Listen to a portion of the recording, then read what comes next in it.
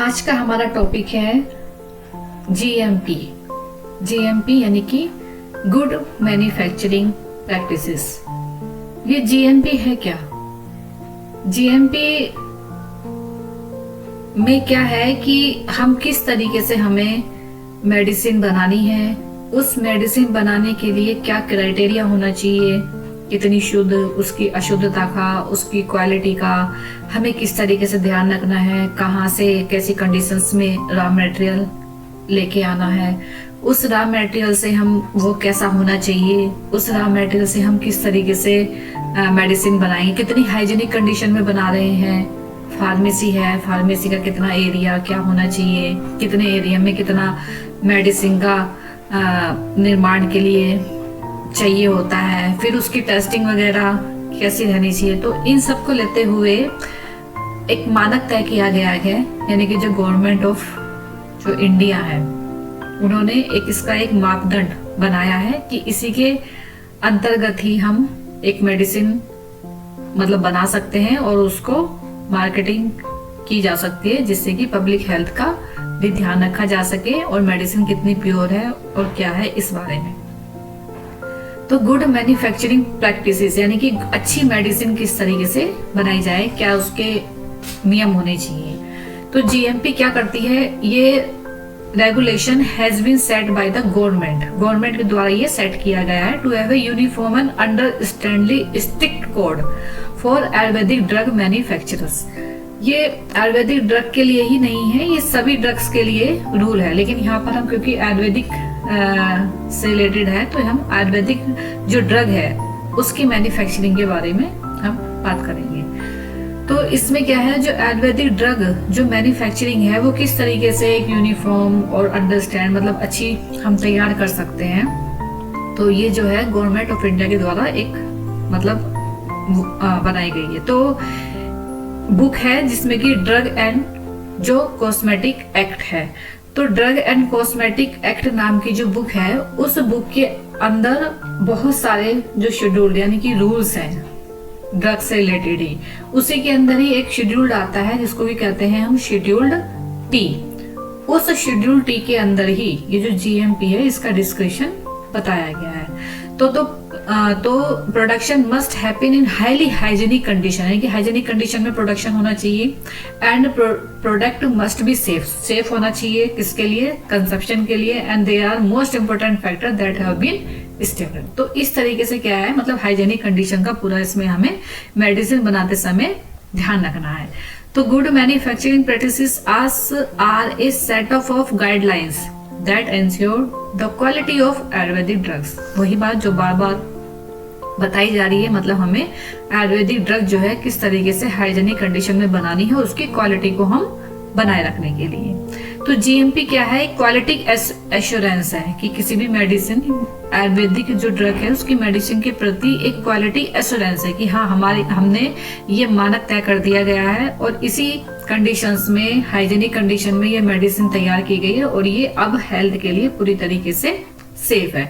तो इस तरीके से क्या है, मैन्युफैक्चर्ड जो प्रोडक्ट्स है किसके द्वारा, जो फार्मास्यूटिकल जो कंपनीज हैं वो बनाती है, तो उनको इस जीएमपी के पूरे जो रूल्स बताए गए हैं वो उनको फॉलो करना होता है और तभी उनको इस पर लाइसेंस की परमिशन होती है।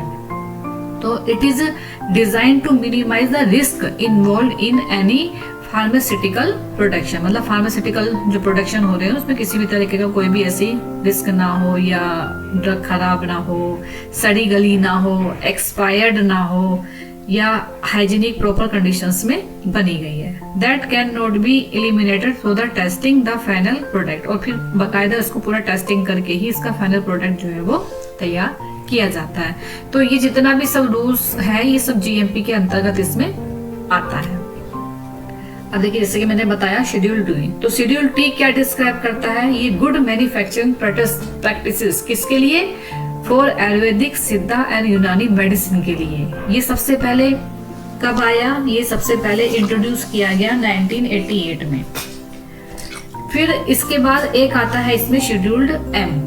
तो शेड्यूल्ड एम यानी कि ड्रग एंड कॉस्मेटिक रूल, ये 1945 में आया था। अब इसमें क्या है कि जो शेड्यूल्ड एम है अब आज की डेट में फिलहाल ये एलोपैथिक मेडिसिन के लिए है, लेकिन जो शेड्यूल टी है वो आयुर्वेदिक, यूनानी और सिद्धा मेडिसिन के लिए है। तो इसमें सबसे पहले जो जानने में आया था ये 1988 में हमें आया था। कौन सा? शेड्यूल्ड टी के बारे में। जो 1945 है इसमें शेड्यूल्ड एम में था, क्योंकि उस समय एलोपैथिक मेडिसिन का ही पूरी तरीके से वो था। फिर बाद में जब आयुर्वेदिक के बारे में आया, मेडिसिन बनने लगी उस तरीके से फार्मेसिकल लेवल पे, तो फिर ये जो नॉन मतलब जानने में आया, तो ये 1988 में इसकी जानकारी में आया शेड्यूल टी। तो GMP for Ayurvedic product in India is one introduce in India में कितना? 1988 में एज ए अमेंडमेंट, यानी संशोधन के रूप में। किसके? To the drug and cosmetic rule. Drug and cosmetic rule जो अभी ऊपर बताया गया, जो शेड्यूल्ड एम में था पहले, यानी कि 1945 वाला जो शेड्यूल्ड एम में था ड्रग एंड कॉस्मेटिक रूल, उसको क्या है संशोधित कर करके बाद में 1988 में ये आया।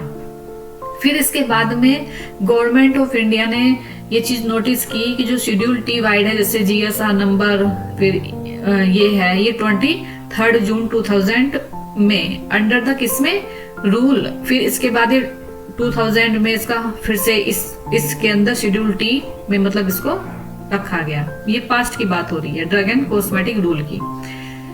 फिर ड्रग एंड कॉस्मेटिक एक्ट जो आज के समय में है, कौन सा? 1940 वाला, जो प्रेजेंट समय में जो चल रहा है, ये इस ड्रग एंड कॉस्मेटिक एक्ट है। और ड्रग एंड कॉस्मेटिक रूल क्या है? 1945 का। रूल नंबर 71, 74, 76, 78 और जो किसमें है? शेड्यूल्ड एम में है। ये किसके लिए है? ये एलोपैथिक मेडिसिन के लिए। ये ड्रग एंड कॉस्मेटिक जो एक्ट है उसकी जो बुक है, जो है मतलब 1940 का है, उसके अंतर्गत की ये बात बताई जा रही है यहाँ पे, यानी कि शेड्यूल्ड एम में। रूल नंबर 157 बी और शेड्यूल टी, ये किसके लिए है? फॉर द आसो ड्रग्स के लिए, अभी जैसे कि बताया है ऊपर, आयुर्वेदिक, यूनानी और सिद्धा के लिए ये आता है रूल इसमें 157 बी में, शेड्यूल टी है।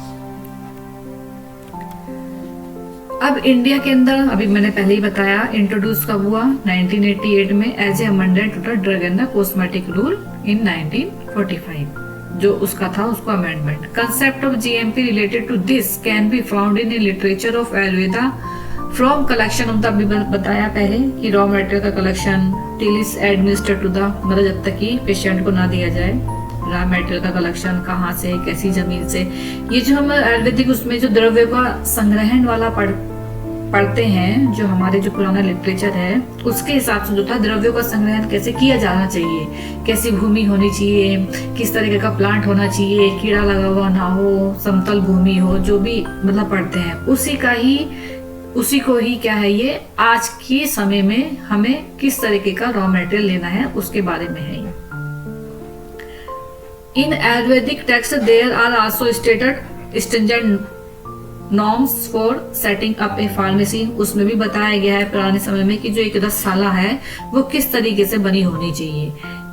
आप सभी जानते हैं जो आयुर्वेद के हिसाब से है किस तरीके से होनी चाहिए, पूर्व में क्या होना चाहिए, पश्चिम में, उत्तर में, फिर चारों दिशाओं में बनाया गया है। फिर फार्मेसी कैसी जगह पर होनी चाहिए, वहां की भूमि कैसी होनी चाहिए, ये सारी जो चीजें हैं ये पुराने टेस्ट के हिसाब से हैं।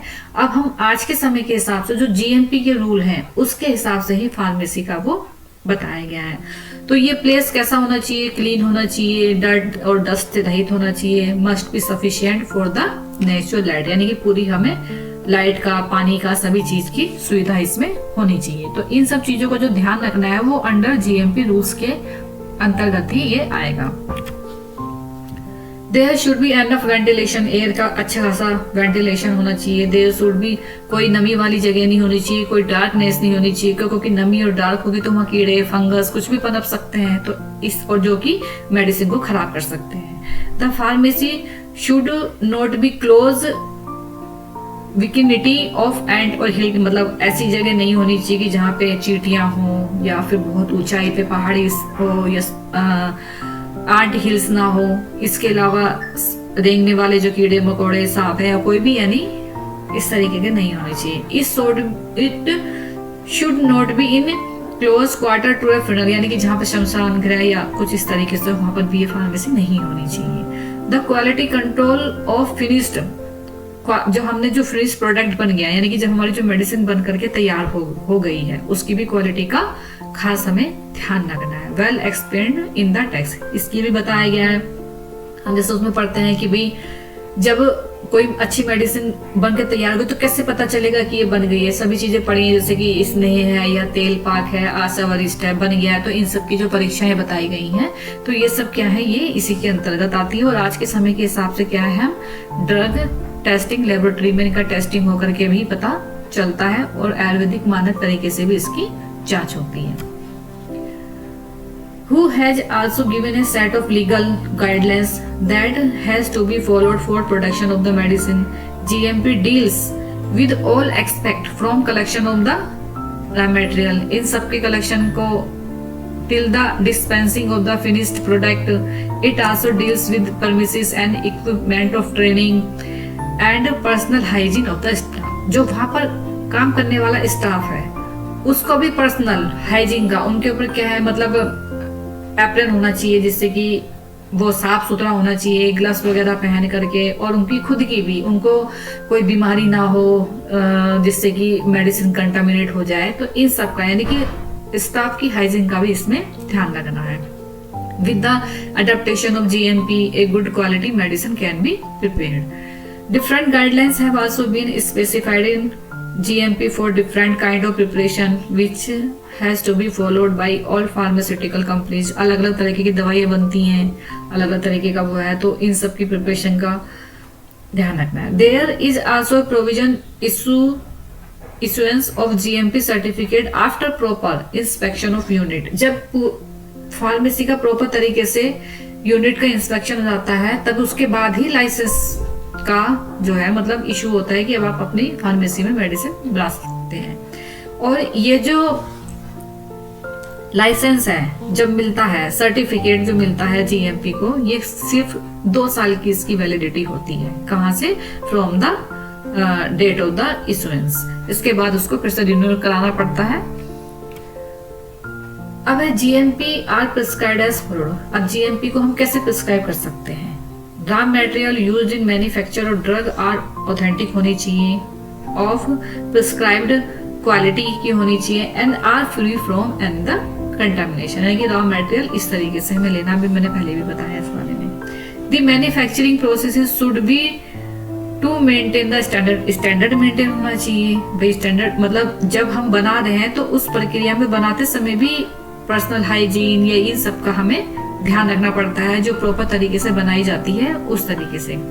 एडिक्वेट क्वालिटी कंट्रोल का भी मतलब कैसी क्वालिटी की हमें मेडिसिन बनानी है।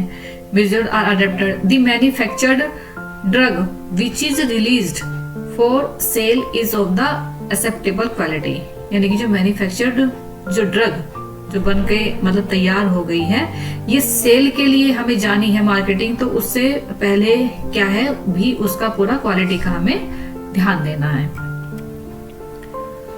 GMP की क्यों आवश्यकता है, क्यों महत्वपूर्ण है, क्यों भाई? अगर GMP के अकॉर्डिंग हम नहीं चलेंगे तो मेडिसिन क्या होगी? कंटामिनेटेड हो सकती है, खराब बन सकती है, या तो वो 2 चीज कर सकती है भाई, या तो हेल्थ को खराब कर सकती है पेशेंट की, या फिर वो असर ही ना करें, है ना। तो पुअर क्वालिटी या फिर कम असर करे, जितना प्रॉपर तरीके से नहीं कर रही है। तो पुअर क्वालिटी मेडिसिन में कंटेन टॉक्सिक सब्सटेंस, और इसमें टॉक्सिक सब्सटेंस भी हो सकते हैं दैट हैव बीन यूनिटेंशियली एडेड। तो इसलिए यहाँ पर क्या करना है, हमें GMP के अकॉर्डिंग ही मेडिसिन प्रिपेयर करनी है। For identification of little and adulterated ingredient, मतलब कोई ऐसा इंग्रेडिएंट जो उसमें नहीं है लेकिन मिला दिया गया है, या फिर मतलब इस तरीके से, तो इसका भी कम मात्रा में है कि कैसा है, मतलब जो नहीं मिलाना है, जितना प्रॉपर तरीके से है, तो इस सब की भी पहचान हमें करनी होती है कि किस मेडिसिन में कितना क्या मिला है। क्वालिटी प्रोडक्ट का ध्यान रखना है। A medicine that contain little and none of the claimed ingredient will not be had the therapeutic effect, कोई उसका therapeutic यूज नहीं है कि उसमें मिलाई हुई है दवाई, तो इस तरीके से भी ध्यान देना है। It is designed to minimize the risk involved in any pharmaceutical production that can not be eliminated through the testing the final product. तो ये इन सब इस तरीके से क्या है, मतलब मेडिसिन के रिस्क को कम करने के लिए ये सब चीजें इसमें जरूरत है। अब रिस्क क्या हो सकते हैं जीएमपी के? इफ कॉम्प्रोमाइज द क्वालिटी, अगर हमने जीएमपी के अकॉर्डिंग इसकी क्वालिटी से कॉम्प्रोमाइज कर लिया कि चलो ठीक है थोड़ी बहुत खराब है या वो है, चलो ठीक है यार मिला दो, इससे कोई फर्क नहीं पड़ता, तो क्या रिस्क हो सकते हैं अगर हम जीएमपी से वो ना चलें? तो क्या होगा, इसकी क्वालिटी से, इसकी सेफ्टी से या इसकी इफिशिएंसी से, मतलब ये कितने समय तक, जो दवाई 1 साल तक चलनी चाहिए पता चल रहा है कि 1 महीने या 2 महीने में ही खराब हो जाए। इफिशिएंसी ऑफ फार्मास्यूटिकल प्रोडक्ट और the compliance of the GMP regulation, इन सब से क्या है हम कॉम्प्रोमाइज कर लें तो ये सब चीजें क्या हो जाएगी, मतलब ये रिस्क पे होगा।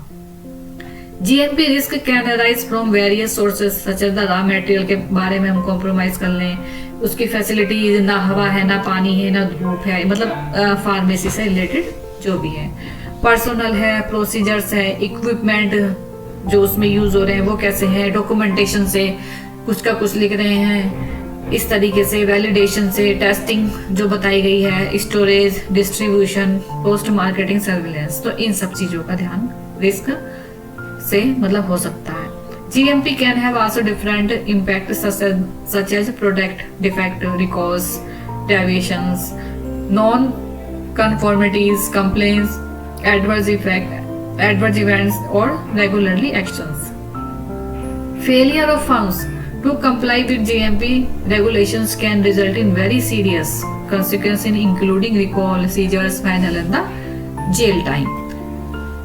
तो ये इस तरीके से जीएमपी के रिस्क बताए गए हैं। अब आगे हम बात करते हैं कंपोनेंट ऑफ जीएमपी, यानी कि जो जीएमपी है, जीएमपी के अंतर्गत क्या चीज आएगी, क्या कंपोनेंट हो सकते हैं। तो जीएमपी शेड्यूल्ड 4 ये किसके लिए है, इंडियन सिस्टम ऑफ मेडिसिन, यानी कि हमारे भारत में किस तरीके से जो मेडिसिन बनाई जाती है ये उसके लिए, यानी कि आईएसएम के लिए है ये जो शेड्यूल्ड है। Manufacturing unit is quite elaborate or broadly covers each and every component of manufacturing process। कोई भी बनने वाला प्रोडक्ट है ये उसको पूरा ये कवर करती है। डिफरेंट कंपोनेंट हो सकते हैं जीएमपी के are given below in order to appearance schedule T, जैसे कि शेड्यूल टी में बताया गया उसके अकॉर्डिंग इसके कंपोनेंट इसमें बताए हैं। अब इसमें है जैसे कि पार्ट ए और पार्ट बी में हम इसको डिवाइड कर सकते हैं जीएमपी को। पार्ट ए में क्या होगा, पार्ट ए में हम 2 चीजें ले सकते हैं, एक तो फैक्ट्री परमिसेस, मतलब फैक्ट्री कैसी होनी चाहिए जहाँ मेडिसिन बन रही है, उसका कितना एरिया नेसेसरी है एक फैक्ट्री बनाने के लिए, किस तरीके की जमीन में या क्या उसमें फैसिलिटीज होनी चाहिए, ये फैक्ट्री परमिसेस के अंतर्गत आता है। जनरल रिक्वायरमेंट में क्या आएगा, यानी कि उस फैक्ट्री में हमें किन चीजों की आवश्यकता होनी चाहिए, जैसे कि भी वाटर सप्लाई है ना, एयर वेंटिलेशन अच्छा हो, वहाँ की जो हर मेडिसिन है उसका डिवीजन हो कि भी अगर टैबलेट बनानी है तो इतना एरिया होना चाहिए, चूर्ण बनाना है तो इतना एरिया होना चाहिए, ये सब क्या होगा, या वहाँ पे जो जनरल रिक्वायरमेंट है इन सब के बारे में इसमें बताया गया है। ये किस में आता है, पार्ट ए। पार्ट ए में क्या हो गया, फैक्ट्री परमिसेस और जनरल रिक्वायरमेंट। अब होता है पार्ट बी में। पार्ट बी में क्या है, उस फार्मेसी में जितनी भी मशीनरी है उसके रख रखाव से रिलेटेड जो टॉपिक्स हैं वो पार्ट बी के अंदर आएंगे, जैसे कि कितनी मशीनें हैं, क्या है, a list of machinery, equipment, any minimum manufacturing premises required for the manufacture of various categories of Ayurvedic Siddha system of medicine. A list of machinery, equipment, minimum manufacturing premises required for the manufacture of various category of a Unani system of the medicine। क्योंकि हम दोनों के बारे में, इन्हीं के बारे में, यूनानी सिद्धा और आयुर्वेद के बारे में हमें पढ़ना है। तो ये इस तरीके से इनकी मशीनरी के बारे में जो बताया जाएगा वो पार्ट बी में है। तो जीएमपी के लिए आज इतना ही, मिलते हैं अगले टॉपिक में, तब तक के लिए थैंक यू, धन्यवाद।